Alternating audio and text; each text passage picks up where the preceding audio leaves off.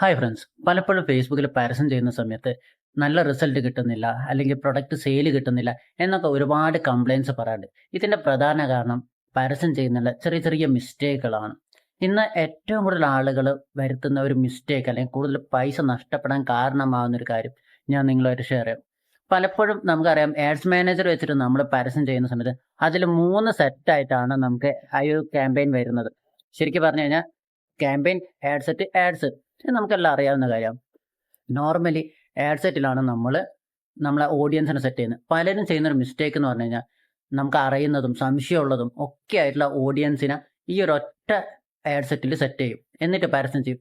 പക്ഷെ ഇങ്ങനെ ചെയ്തു കഴിഞ്ഞാൽ നമുക്ക് ഒരിക്കലും പ്രോപ്പർ റിസൾട്ട് കിട്ടില്ല. അപ്പം എങ്ങനെ ചെയ്യണം എന്ന് ചോദിച്ചു കഴിഞ്ഞാൽ, ചെയ്യേണ്ട ശരിയായ മെത്തേഡ്, നമുക്ക് 3 ആഡ് സെറ്റ് വേണം. അതായത് ഒരു ക്യാമ്പയിൻ, അതിൻ്റെ ഉള്ളിൽ 3 ആഡ് സെറ്റ്.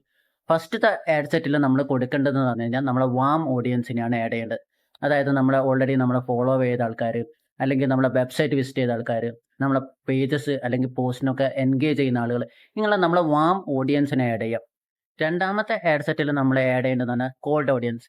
അതായത് നമ്മൾ നോർമലി കൊടുക്കുന്ന ബിഹേവിയർ, ഇൻട്രസ്റ്റ് ഒക്കെ ബേസ് ചെയ്ത് കീവേഡ്സ് കൊടുത്തിട്ട് നമ്മൾ ടാർഗറ്റ് ചെയ്യല്ലോ, അങ്ങനെയുള്ള ടാർഗറ്റിംഗ്. മൂന്നാമത്തെ ആഡ് സെറ്റിൽ നമ്മൾ ആഡ് ചെയ്യേണ്ടതെന്ന് പറഞ്ഞു കഴിഞ്ഞാൽ ബ്രോഡായിട്ടാണ്. അതായത് പ്രത്യേകിച്ച് കീവേഡ്സ് കാര്യങ്ങളൊന്നും കൊടുക്കാതെ ബ്രോഡായിട്ട് ആഡ് ചെയ്യാം. അതിനുശേഷം നിങ്ങൾ ചെയ്യേണ്ടതാണ്, ഈ 3 ആഡ് സെറ്റിലും ഓരോ 3 ആഡുകൾ വെച്ചിട്ട് കൊടുക്കുക. ഒരു ആഡ് സെറ്റ്, ആദ്യത്തെ ആഡ് സെറ്റിൽ 3 ആഡ്, അതിൽ ഒന്ന് ഇമേജ്, ഒന്ന് വീഡിയോ, ഒന്ന് കരോസൽ. അടുത്തേലും സെയിം തന്നെ കൊടുക്കുക, മൂന്നാമത്തേലും സെയിം തന്നെ കൊടുക്കുക.